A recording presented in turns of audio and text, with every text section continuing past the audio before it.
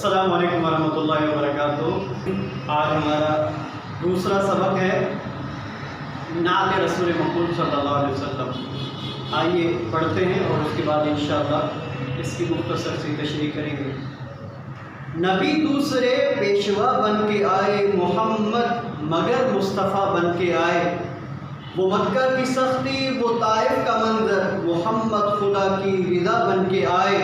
امیروں کو راز اخوت بتایا، غریبوں کے حاجت روا بن کے آئے۔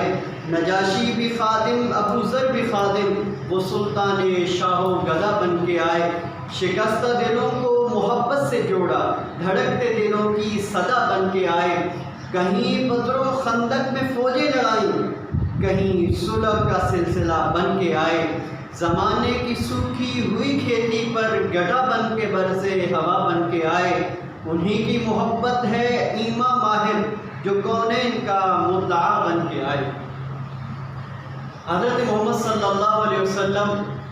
جب انبیاء کا سلسلہ اختتام پذیر ہوا تو خاتم النبیین صلی اللہ علیہ وسلم بن کر آئے۔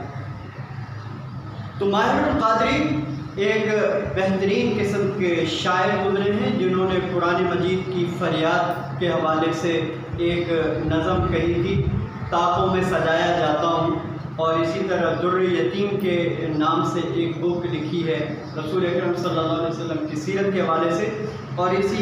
یہ نعت بھی جو ہے انہی کی ہے، اور ماشاءاللہ بہترین قسم کی شستہ قسم کی ان کی شاعری ہے،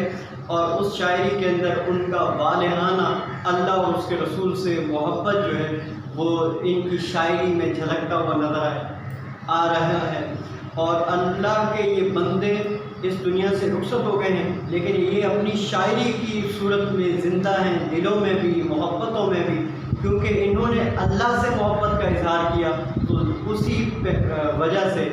لوگ بھی جو ہے ان سے محبت کرتے ہیں۔ تو کہتے ہیں نبی دوسرے پیشوا بن کے آئے، محمد صلی اللہ علیہ وسلم مگر مصطفیٰ بن کے آئے۔ مصطفیٰ کا مطلب ہوتا ہے مختار، جن کو پسند کیا گیا ہو۔ اللہ رب العالمین نے ان کو پسند کیا ہے، چنا ہے اللہ رب العالمین نے۔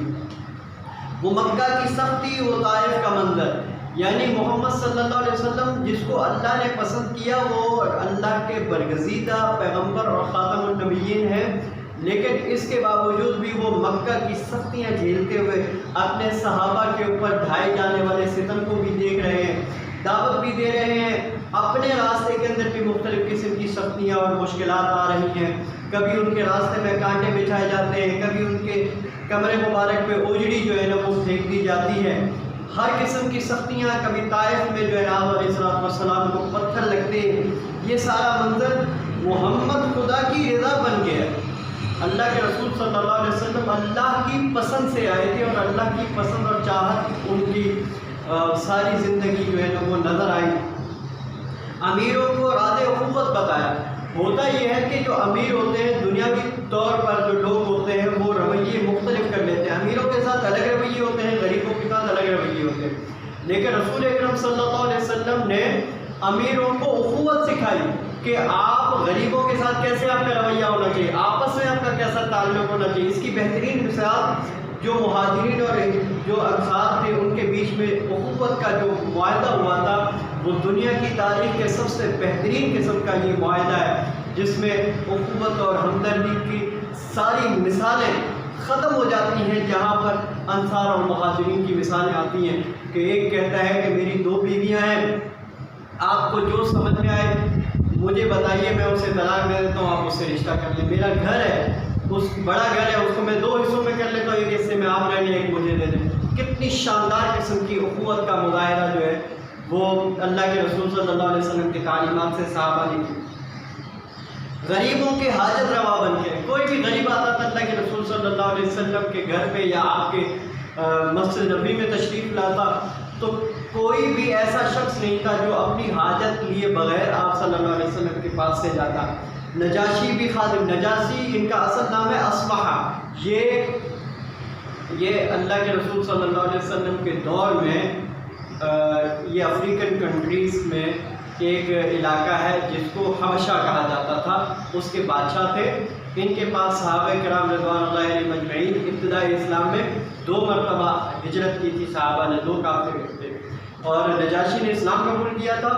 لیکن اللہ کے رسول صلی اللہ علیہ وسلم سے ان کی ملاقات نہیں ہو پائی تھی اور نہ ہی وہ مدینہ آ سکے تھے، تو اللہ کے رسول صلی اللہ علیہ وسلم نے ان کا غائبانہ نماز جنازہ بھی پڑھایا تھا۔ وہ سلطان شاہ و گدا بن کر آئے۔ اللہ کے رسول صلی اللہ علیہ وسلم بادشاہوں کے بادشاہ، یعنی کہ بڑے بڑے جو سلطان اور لوگوں کو اپنی بادشاہت اور رعونت سے ڈرایا اور دھمکایا کرتے تھے، لیکن اللہ کے رسول صلی اللہ علیہ وسلم جس پاکیزہ دعوت کو لے کر آئے، انہوں نے تمام، وہ چاہے بادشاہ تھے چاہے غریب تھے، سب کے دلوں کو مسخر کر دیا، محبتوں سے الفت کے ساتھ وہ تمام کے دلوں کے بادشاہ بن کر آئے تھے۔ لوگ تو اپنی قوت اور طاقت کے ذریعے سے بادشاہت کرتے ہیں، لیکن محمد کریم صلی اللہ علیہ وسلم اللہ کے وہ پیغمبر ہیں جو دلوں کے بادشاہ بن کر آئے، یعنی کہ آپ کی حکمرانی دلوں پر تھی، دل سے لوگ جو ہے نا آپ کی اطاعت اور فرمانبرداری کیا کرتے تھے۔ وہ شکستہ دلوں کو محبت سے جوڑا، جو ٹوٹے دل تھے، پریشان حال آتے، اللہ کے رسول صلی اللہ علیہ وسلم ان کو اتنی محبت دیتے کہ ان کے ٹوٹے ہوئے دل اور ان کے جو ہے نا وہ اداس جذبے وہ دوبارہ جمع ہو جاتے اور وہ اللہ سے جو ہے نا محبت کرنے والے اور اللہ کی خاطر صحابہ کرام رضوان اللہ علیہم اجمعین آپس میں شیر و شکر بن جاتے تھے۔ دھڑکتے دلوں کی صدا بن کے آئے، کہیں بدر و خندق پہ فوجیں لڑائیں۔ آپ کی سیرت کا ایک حسین منظر ہے کہ آپ کی دعوت میں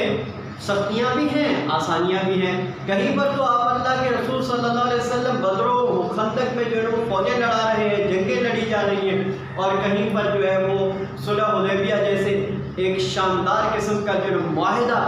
وہ ہو رہا ہے۔ اور اسی طریقے سے جہاں اللہ کے رسول صلی اللہ علیہ وسلم مدینہ میں ریاست اسلام کی بنیاد رکھتے ہیں، وہاں جو وہاں کے باسی یہودی تھے یا کوئی بھی تھے، آپ علیہ السلام نے ان کے ساتھ بھی معاہدے کیے کہ آپ امن سے رہیں اور ہم آپ کو کچھ نہیں کہیں گے۔ اور اللہ کے رسول صلی اللہ علیہ وسلم کی یہ تعلیمات ہیں کہ جو بھی اسلامی ریاست کے سامنے سرنڈر ہو جاتا ہے اور وہ اسلام کے یا مسلمانوں کی ریاست میں ذمہ بن جاتا ہے، تو ان کی جان اور مال کے مسلمان اسی طرح محافظ ہیں جس طرح سے وہ کسی مسلمان کی عزت اور جان و مال کے محافظ بن جاتے ہیں۔ زمانے کی سوکھی ہوئی کھیتوں پر اللہ کے رسول صلی اللہ علیہ وسلم جس دور میں آئے، جس زمانے میں آئے، اس وقت اللہ کا نام لینے والے لوگ بہت ہی شاد و نادر کہیں پر ملتے تھے۔ باقی بتوں کی پوجا اور پتھروں کی پوجا اور آگ کی پوجا اور طرح طرح کی جو ہے نا انہوں نے معبود اور طرح طرح کے معاملات کیے ہوئے تھے۔ تو اللہ کے رسول صلی اللہ علیہ وسلم ایسی زمین پہ، یعنی کہ زمین دنیا، لوگوں کے جو بنجر دل تھے ان کے اوپر گڈھا بن کر برسے، ایسی رحمت کی بارش بن کر برسے کہ جس طرح سے ایک زمین سوکھی ہوئی اور بنجر پڑی ہوئی ہو، اس کے اوپر اگر گڈھا برس جائے، اللہ کی رحمت بارش برس جائے، تو وہ جس طرح سے سرسبز و شاداب ہو جاتی ہے وہ زمین، اسی طریقے سے اللہ کے رسول صلی اللہ علیہ وسلم محبتوں کا پیغام لے کر آئے، جنہوں نے اپنی محبتوں والے پیغام کے ساتھ لوگوں کے سوکھے ہوئے دلوں کو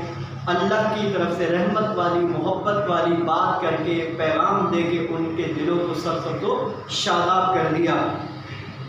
انہی کی محبت ہے ایمان ماہر۔ شاعر کیا کہتا ہے، یہ اس مقطع میں کہتا ہے کہ ماہر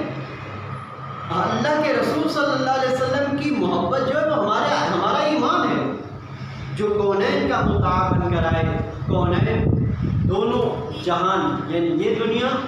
یا وہ دنیا جس میں ہم لوگ آج زندہ ہیں، اور ایک وہ دنیا ہے جو ہماری موت کے بعد شروع ہوتی ہے۔ دونوں جہانوں کے وہ رہبر اور مطاع بن کر آئے۔ رسول اکرم صلی اللہ علیہ وسلم جس طریقے سے اس دنیا کے اندر لوگوں کے لیے رحمت تھے، اسی طرح وہ شافع محشر بھی ہیں۔ حساب و کتاب بھی اللہ کے رسول صلی اللہ علیہ وسلم کے سجدہ ریز ہونے کے بعد شروع ہوگا۔ تو یہ آج کی نعت ہے جس میں اللہ کے رسول صلی اللہ علیہ وآلہ وسلم کی محبت کا پیغام ہمیں بتایا گیا، اور بہت ہی خوبصورت انداز میں حضرت ماہر القادری رحمۃ اللہ علیہ نے اپنے خوبصورت سے اشعار میں رسول اکرم صلی اللہ علیہ وسلم کی خدمت میں بہت شاندار قسم کا تحفہ پیش کیا، اور ہماری طرف سے بھی یہی تحفہ ہے۔ اللہ تعالی ہمیں عمل کروائے اور اللہ رب العالمین ہمیں یہ توفیق دے کہ ہم اللہ کے رسول صلی اللہ علیہ وسلم کی محبتوں کے چراغوں کو اپنے سینوں میں روشن کریں اور اسی روشنی سے اپنی زندگی کا سفر کریں، اور قیامت والے دن بھی جب ہم حاضر ہوں اللہ کے سامنے تو رحمت للعالمین صلی اللہ علیہ وسلم کی سفارش ہمیں نصیب ہو۔ جزاکم اللہ خیر۔